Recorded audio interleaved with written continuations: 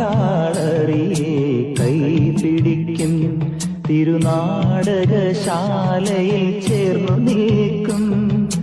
നാലാളറിയെ കൈപിടിക്കും തിരുനാടകശാലയിൽ ചേർന്നു നിൽക്കും.